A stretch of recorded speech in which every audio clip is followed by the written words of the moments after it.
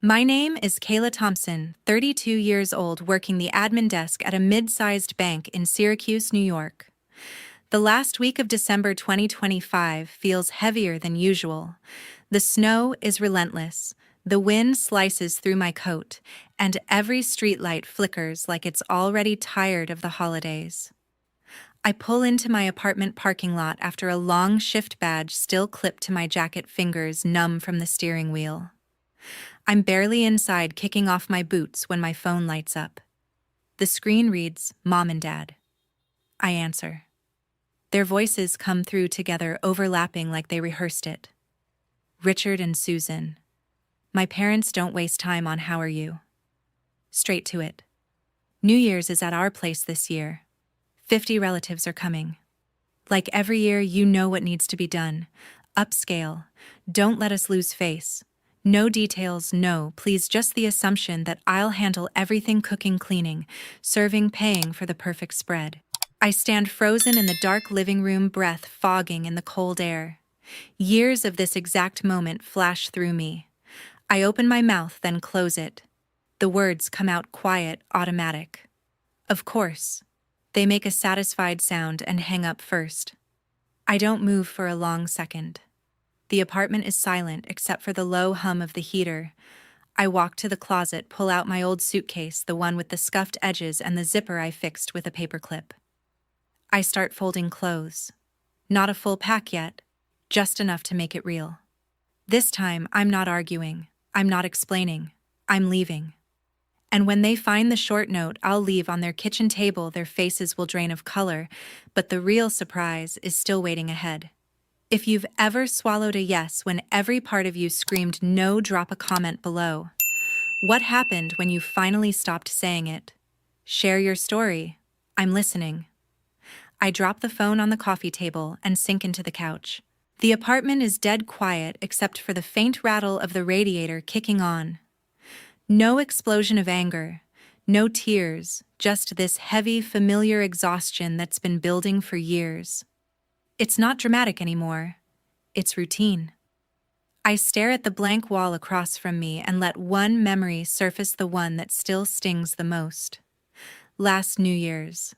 I was already stretched thin at work, long hours, back-to-back deadlines, the kind of pressure that makes you forget what 8 hours of sleep feels like. My manager had hinted at a promotion if I could take on the year-end audit project. Extra pay, better title, a real step forward. I wanted it badly. But the call came the week before New Year's, same as always. Mom and Dad voices overlapping on speaker, 50 people this time. You know what we need. Upscale. Make it nice. No budget discussion. No. Are you okay with this? Just expectation. I spent 3 days straight after work driving to specialty stores.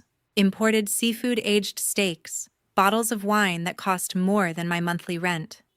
The total hit my credit card hard, over $8,000 in one weekend.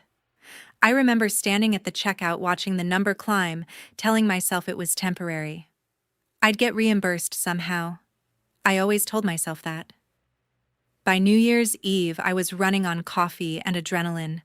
I cooked for 12 straight hours in their kitchen while they chatted in the living room. I plated, served, refilled glasses, cleared dishes, wiped counters. At one point, I stepped outside for air and my phone buzzed, a work email. The promotion went to someone else. You seemed unavailable lately, the message read. I stood in the snow, chest tight, realizing I'd traded my future for their party. When I went back inside, Dad clapped me on the shoulder. You're a good daughter. Family first, right? Mom added. That's what daughters do. Sacrifice a little. I smiled, nodded, went back to the sink.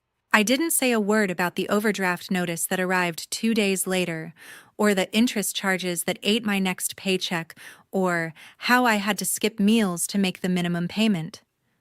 I blink, and the memory fades. My hands are clenched in my lap. I pick up the phone again and dial Sarah. She answers on the second ring.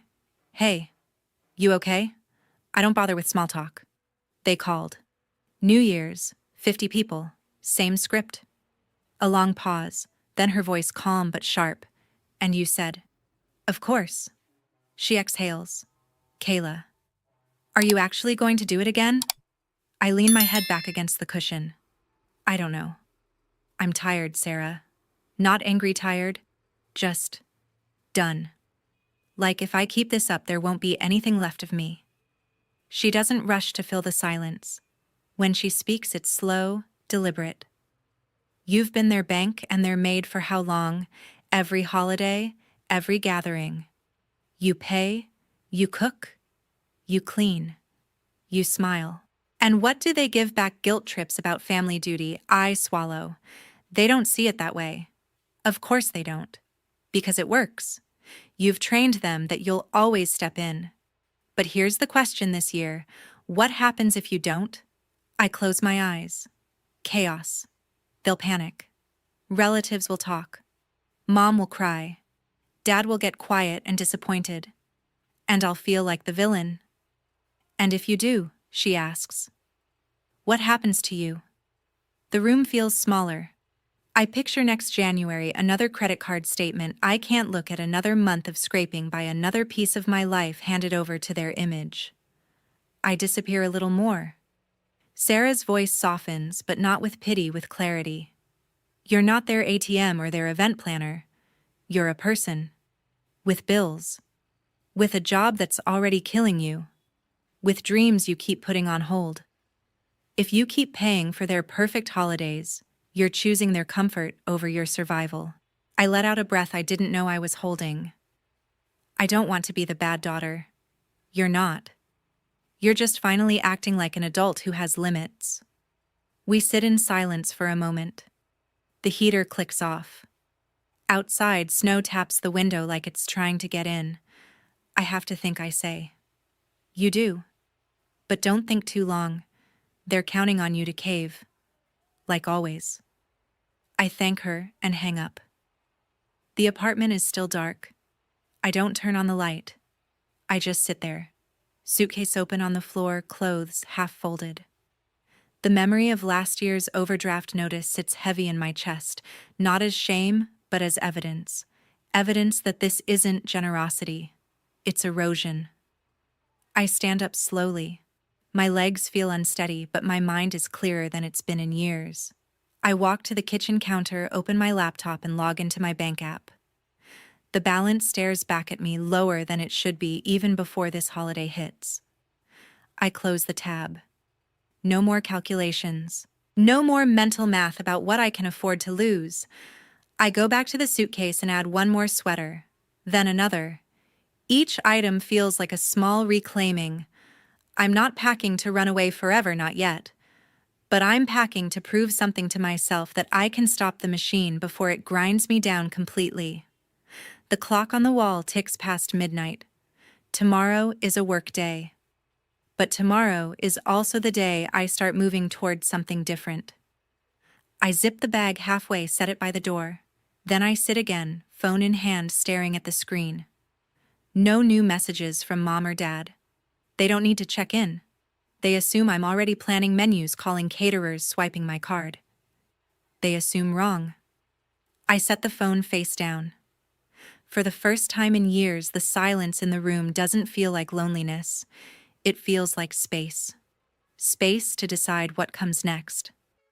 The sky is still black when I slip out of the apartment. I don't turn on the hall light. I just grab the keys, lock the door behind me, and head to the car. The engine starts with a low rumble that feels too loud in the pre-dawn quiet. I pull out of the lot and drive east toward the suburbs where my parents live, about 25 minutes from my building if traffic is light. At this hour, there's no traffic. Just empty roads, snow piled along the shoulders, and the occasional street lamp throwing orange pools across the windshield. I keep the radio off. My hands grip the wheel tighter than necessary. Every mile feels like crossing an invisible line. I've had a spare key to their house for years, since Mom insisted after Dad's knee surgery, but I've never used it like this. Never for something they wouldn't approve of. The thought makes my pulse thump in my ears. Their neighborhood comes into view, neat two-story houses, Christmas lights still blinking on a few porches even though the holiday is over. Their place is at the end of the cul-de-sac, dark, except for the motion sensor light that flicks on as I turn into the driveway. I park on the street instead of pulling in. Less chance the sound of tires on snow will wake them. I cut the engine sit for a moment, listening to the ticking of the cooling motor. Then I step out. The cold hits like a slap. I walk quickly up the shoveled path Dad always clears it early and slide the key into the lock. It turns smoothly. The door opens with a soft click. I step inside, close it behind me without letting the latch snap. The house smells like pine from the candle Mom burns every winter and the faint coffee grounds from yesterday's pot. No sound from upstairs. Yet. I move straight to the kitchen. My boots leave wet prints on the tile. I should have taken them off, but there's no time. I open the pantry first. Shelves stocked exactly as I left them last week. Cases of imported sparkling water boxes of artisanal crackers, jars of olives and marinated vegetables, packages of prosciutto and aged cheese. Everything for the upscale spread they demanded. I start pulling items down, stacking them into the reusable bags I brought from the car. My movements are quick but careful. No crashing cans, no rattling bottles. Next, the refrigerator. I swing the door open. The light spills across the floor. Top shelf vacuum-sealed salmon fillets, ribeye steaks, a wheel of brie. Middle trays of pre-made hors d'oeuvres I ordered online 2 days ago. Bottom drawer, fresh herbs, lemons, specialty mustards. I load it all into the bags, one armful at a time. The bags are heavy now, handles digging into my palms. Then I hear footsteps upstairs. Slow, deliberate. Mom. She's always been a light sleeper. My body locks. I'm holding a box of caviar in one hand, a bottle of champagne in the other. The stairs creak. She's coming down. I have maybe 10 seconds. My mind races, drop everything and run, hide in the pantry, pretend I'm here to help early. No. That's the old reflex.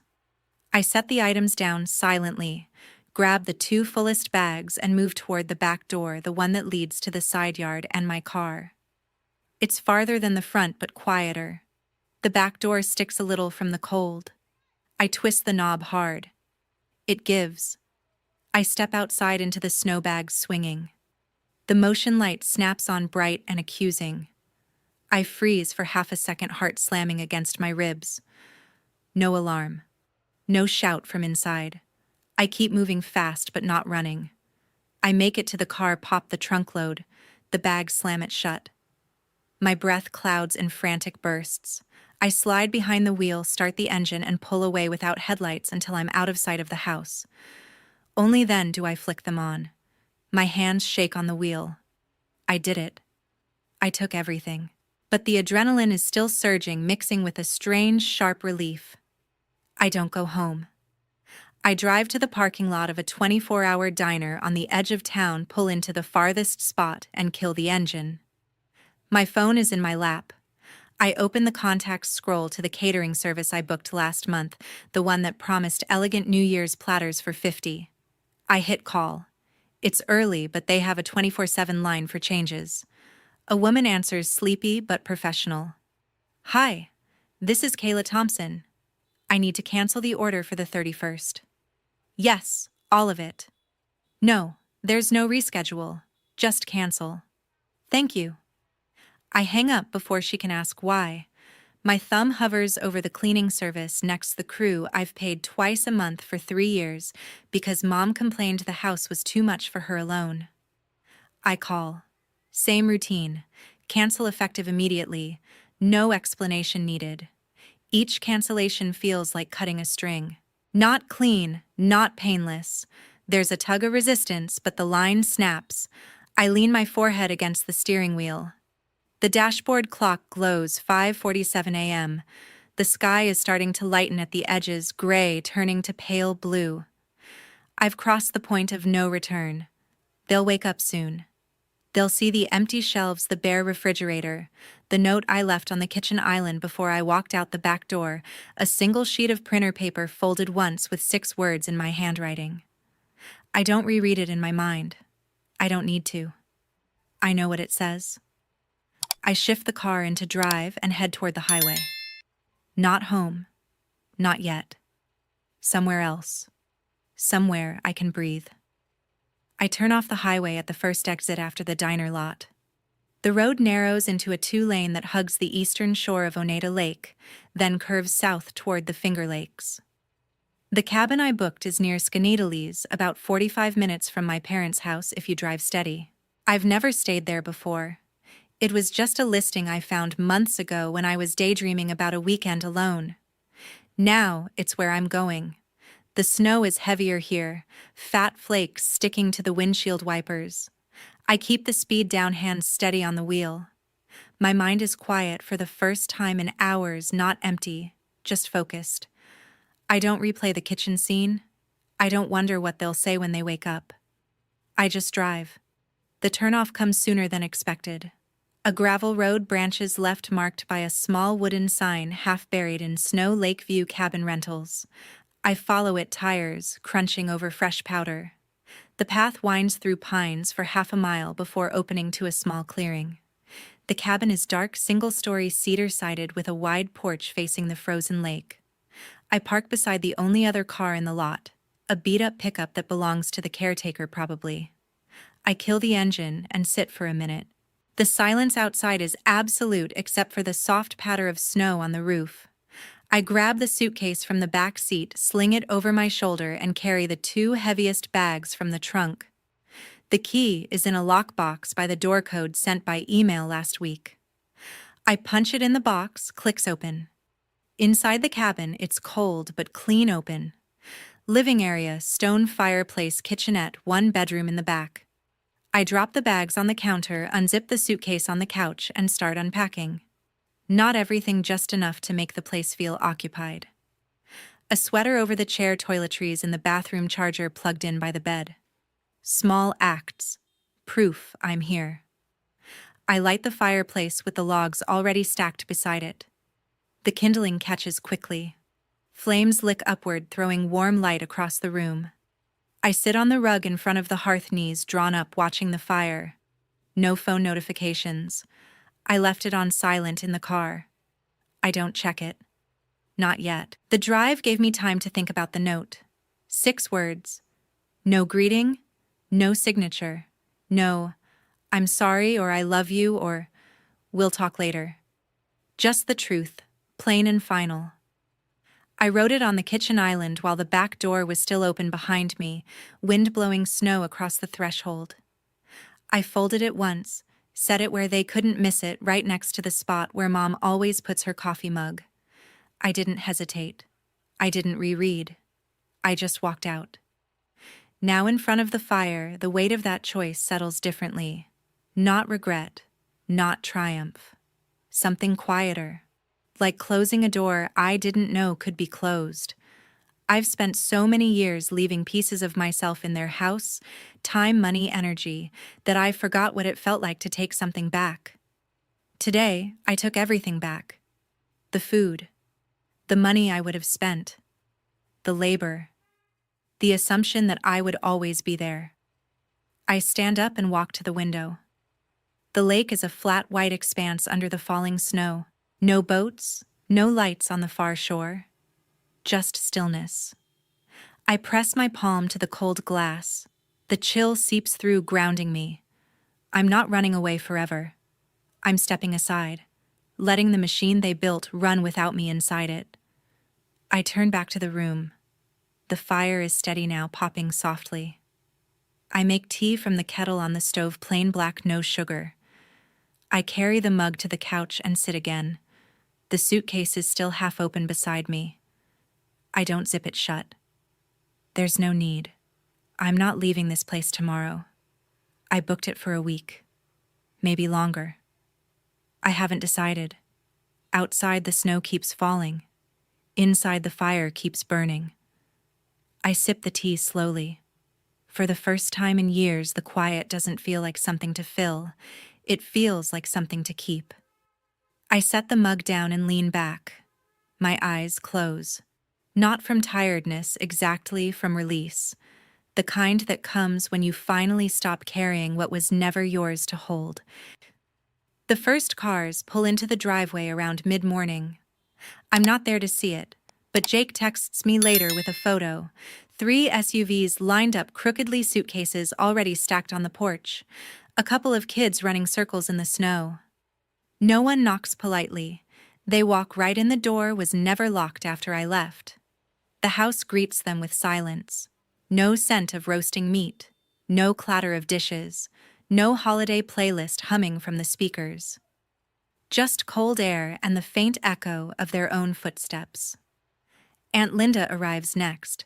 She's the one who always shows up early to help set up, carrying her trademark tote bag full of extra napkins and serving spoons.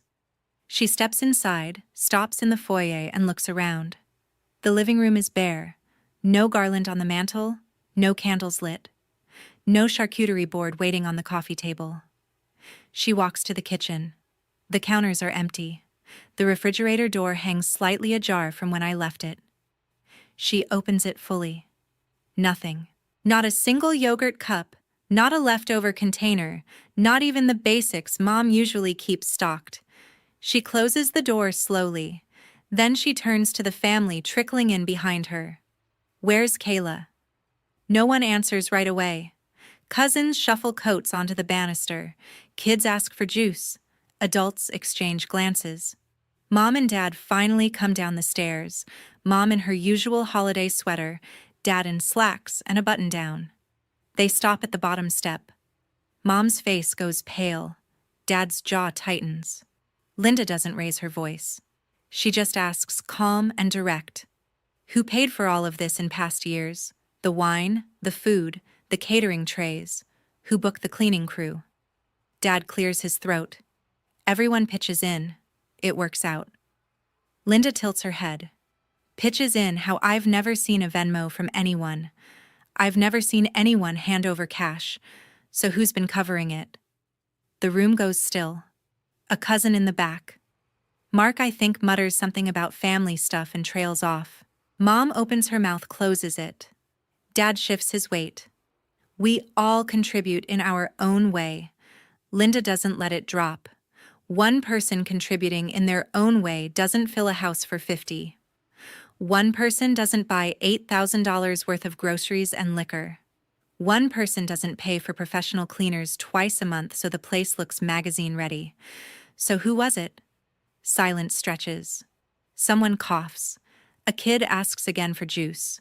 No one moves to get it. An older relative, Uncle Ray, Dad's brother, steps forward. He's not confrontational, just confused. If it wasn't split, then who covered this year?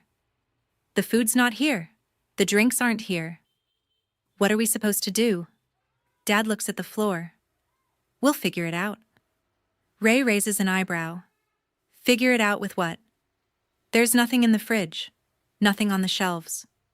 This isn't a potluck surprise. This is empty. Linda folds her arms. Kayla always handled it. Every year. The receipts were on her card. The deliveries came to her address sometimes because she was coordinating. She never asked for a dime back. Not once. Mom finally speaks, voice thin. She's just running late. She'll be here. Linda looks at her. She left a note. 6 words. You read it. You know she's not coming. The note sits on the island where I placed it. No one has moved it. It's still there. Folded, waiting. A younger cousin, Jess, pulls out her phone. I'll text her. She won't answer. Linda says quietly. She's done answering. The group drifts into the living room. Some sit on the couch. Some lean against walls. The kids run upstairs, then come back down whining about no snacks. No one offers to order anything yet. They're still processing the absence. Not just the food. The entire structure they assumed was always there. Dad walks to the window, stares out at the snow. Mom stays near the stairs, hands clasped tight. They don't speak to each other. They don't speak to anyone. Ray breaks the quiet again. So this year, who's paying for whatever we end up eating? Because I drove 4 hours. I'm not driving back without dinner. No answer. Linda sighs. Not dramatically, just tired. We can order takeout, pizza, Chinese, whatever's open. But let's be clear, this isn't Kayla's fault. This is what happens when one person stops carrying everyone else. A few heads nod slowly. Others look away. The room feels smaller now, the high ceilings pressing down. No music. No laughter. Just the low murmur of people realizing the holiday they expected isn't coming. Someone finally pulls out a phone and starts searching for nearby restaurants. Another person asks if anyone has cash. No one volunteers to cover the bill. They pass the phone around, debating entrees like it's a business meeting. Mom and Dad stay where they are. They don't join the conversation. They don't offer to pay. They just stand there, faces blank, while the family they invited begins to feed itself without them. The clock on the mantel strikes midnight, but no one cheers. No fireworks outside, no champagne corks popping. Just the low hum of the refrigerator that's still empty, and the occasional creak of the house settling under fresh snow. The takeout arrives in greasy paper bags and cardboard boxes, pizza from the place on Route 20, fried chicken from the chain down the block, a couple of plastic tubs of salad that no one really wants. They spread it out on the dining table, no tablecloth, no candles, just paper plates and plastic forks from the delivery. Napkins serve as placemats. Someone finds a stack of old coasters and passes them around. People sit wherever there's space, kids cross-legged on the floor, adults on folding chairs dragged from the garage or leaning against counters. No assigned seats, no centerpiece. No one says grace. They just start eating. Jake texts me from the corner of the room. He's sitting on the arm of the couch phone, half hidden under his sleeve. The message is short. Parents in the dining room corner. Not talking much. Everyone's eating off paper plates. No one's posting stories. First time I've seen that. I read it twice, then set my phone face down on the cabin coffee table. The fire is down to embers now. I don't add more wood. I just watch the glow fade. Back at the house, Jess, the cousin who tried texting me earlier, looks up from her slice of pizza. She's 28, works in marketing in Albany, always the one posting perfect family photos. Tonight, her phone stays in her pocket. She wipes her hands on a napkin and says almost to herself, "Honestly, this is kind of fine. No pressure. No one stressing about the right wine or the perfect presentation." A few people nod. Uncle Ray, still at the table, chews slowly and adds, "We could have done this years ago. Order in, sit down, talk. Would have saved a fortune." No one laughs, but the tension in the room eases a notch. Not because they're happy, because they're realizing something. The holiday they expected, the one with polished silver coordinated dishes and Instagram-ready moments, never really depended on all that. It depended on one person who isn't here. Mom sits at the far end of the table, untouched plate in front of her. She picks at the edge of a napkin, folding and unfolding it. Dad stands by the window, arms crossed, staring out at the dark yard. Neither of them has eaten. Neither has spoken since Linda's questions earlier. They don't need to. The silence says enough. A younger cousin, Tyler, maybe 24, leans back in his chair. "I mean, we all showed up expecting the usual. But look around. We're still here. We're eating. We're together. That's what matters, right?" Ray shrugs. "Sure. But it's also what happens when the usual stops being possible." Someone else, Mark from earlier, sets his plate down. "I never thought about how much went into it. The shopping, the cooking, the cleanup. I just showed up and ate." A few murmurs of agreement. Not defensive, not accusatory, just acknowledgement. Linda stands up, collects a few empty boxes and carries them to the kitchen. She doesn't lecture. She just says over her shoulder, "Next year, if we do this again, we plan together. Or we don't do it at all." No one argues. The kids finish first and run to the living room, turning on the TV for the ball drop in Times Square. The adults stay at the table longer than usual. Conversation drifts work, weather, kids, school, but it's quieter than past years. No one boasts about the food. No one compliments the host. There's nothing to compliment. Dad finally sits. He doesn't eat. He just stares at his hands. Mom reaches over, touches his arm once, then pulls back. They don't look at each other. Jake texts again. They're not fighting. They're just quiet, like they don't know what to say. I don't reply. I don't need to. I can picture it, the dining room lit by the single overhead fixture, paper plates scattered, half-empty soda cans, the faint smell of grease instead of rosemary and garlic. The family that always gathered under the banner of perfect, now gathered under nothing at all. Midnight passes. The TV shows the ball drop. A few people clap softly. The kids cheer. The adults offer weak smiles. Then they start clearing plates. No one assigns tasks. They just do it, stacking boxes, folding napkins, wiping crumbs with damp paper towels. Cleanup takes 10 minutes instead of hours. When the last guest heads upstairs to the spare rooms, the house settles again. Mom and Dad don't move. They stay at the table, lights low, surrounded by the remnants of a meal no one planned and no one paid for in advance. Jake sends one last message before he crashes on the couch. This is the quietest New Year's I've ever seen. No drama, just reality. I set my phone aside and add another log to the fire. The flames catch, brightening the cabin walls. Outside, the snow has stopped. The lake is still frozen, the sky clearing to stars. I don't feel victorious. I don't feel guilty. I feel present. Here, in a place that's mine for now. The holiday they built on my silence is over. What's left is what was always there. People who showed up, ate what was available, and went to bed. No fanfare. No perfection. Just a family stripped down to its basics. And for the first time, I'm not part of the cleanup. The cabin stays quiet for the next few days. I don't leave the property.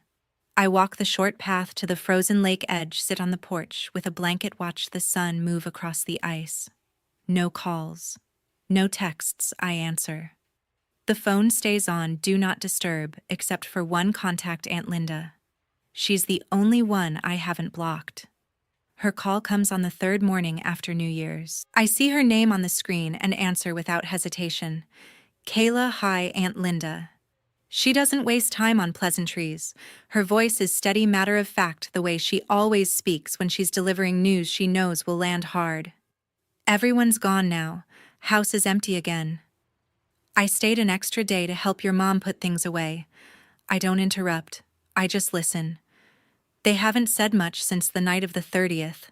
Your dad spends most of his time in the garage. Your mom stays in the kitchen cleaning counters that are already clean. They don't look at each other much. When they do, it's quick, like they're afraid of what they'll see. She pauses, then continues. A few relatives called after they left. Uncle Ray phoned your dad yesterday. Asked about last year's wine bill, said he remembered seeing the receipt on the counter once when he was over. Your dad didn't answer, just said he'd look into it.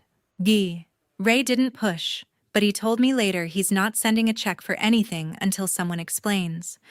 I shift the phone to my other ear. The fire from last night is ash now. I haven't rebuilt it. Jess texted your mom too. Asked why you weren't there. Your mom said you were under the weather. Jess didn't buy it.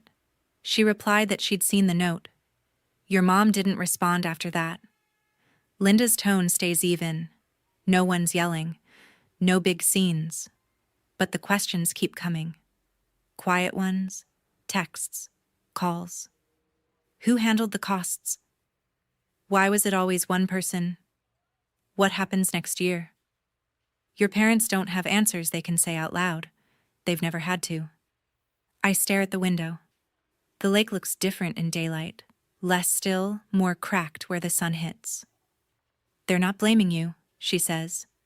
Not out loud, but they're realizing there's no one left to step in. No one to call when the next gathering comes around. No one to foot the bill or cook the meal or make the house look like a magazine spread. They're left with what they've always had themselves, and they're not used to it. She lets that sit for a moment. I'm not calling to guilt you. I'm calling because I saw what happened when the truth finally got said once clearly in a room full of people. It didn't need shouting. It didn't need tears. It just needed to be spoken. And once it was, everything shifted. They can't unhear it. They can't pretend it didn't happen. I exhale slowly. What are they doing now? Trying to act normal. Your dad mowed the lawn yesterday, even though it's winter and there's snow on the grass. Your mom baked cookies no one's eating. They're filling time. But the silence between them is louder than anything they've said in years. I don't respond right away. The cabin is warm from the sun coming through the glass. I stand up, walk to the kitchenette, pour water into a glass. My reflection in the window looks calmer than I feel. I'm not going back, I say. I know. I'm not explaining. You don't have to. I take a sip. The water is cold. Thanks for telling me. You deserve to know what's left behind, she says. Not to fix it. Just to know.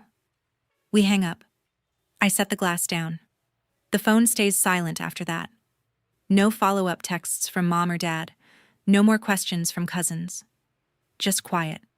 I walk to the porch. The air is sharp but not biting. I sit on the steps, elbows on knees, watching the lake. A few birds skim the ice looking for open water that isn't there. I think about the house in Syracuse, the one I left empty. I think about the people in it. I don't feel anger. I don't feel pity. I feel distance. The kind that comes when you finally stop trying to hold everything together. The truth didn't need volume. It didn't need a fight. It needed air. Once it had air, it spread. And once it spread, there was no putting it back in the box. I stand up, brush snow from my jeans, and go back inside.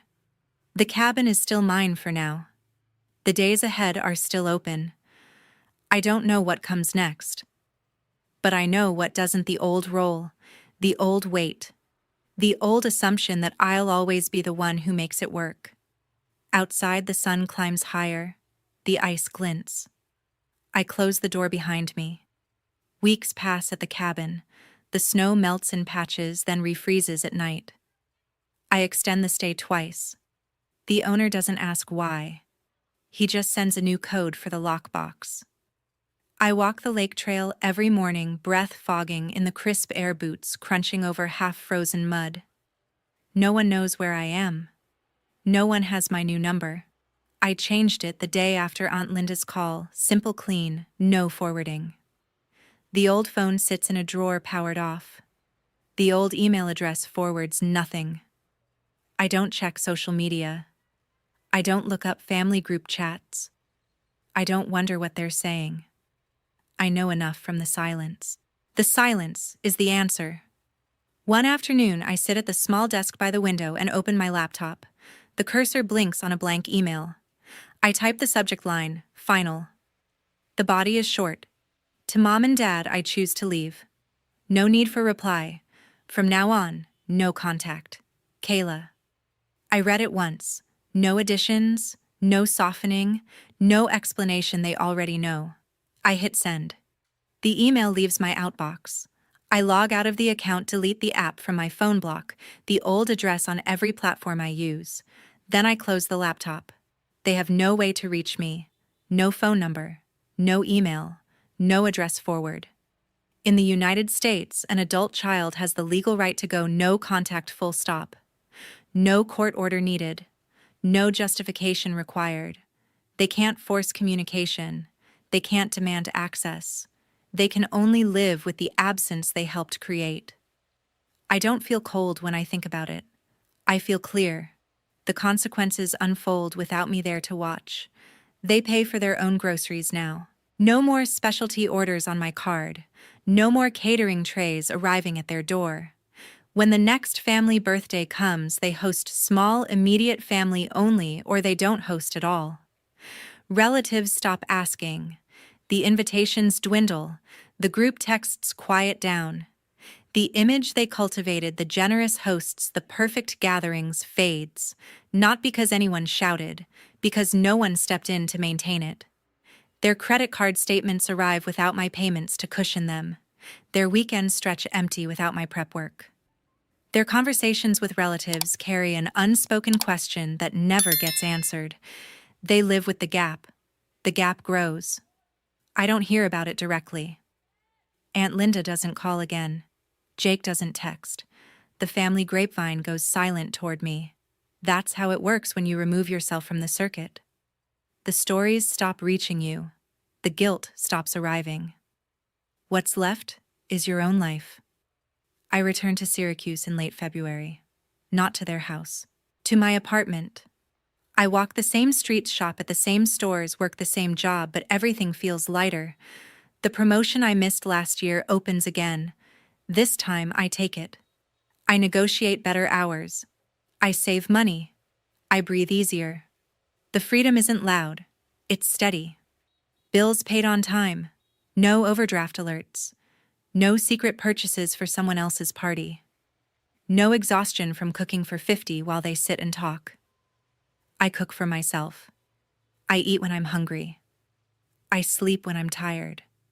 Simple things that used to feel impossible. I don't hate them. I don't miss them. I don't wish them harm. I just don't belong to their story anymore. Setting boundaries isn't revenge. It isn't punishment. It's self-preservation. You draw the line when the cost of staying becomes higher than the cost of leaving. Sometimes the other side doesn't cross it. Sometimes they don't even try. That's their choice, not yours. Not everyone changes when faced with the truth. Some people cling to the old version of the story because it's comfortable. Some people rewrite it to make themselves the victim. Some people simply fade away. You can't control that. You can only control your side of the line. I learned that the hard way, but I learned it. Now when the holidays come around again, I don't dread the calls. There are no calls. The silence is mine to keep. And in that silence, I finally hear my own voice. I don't regret it. I don't apologize for it. I just live with it. And that is enough.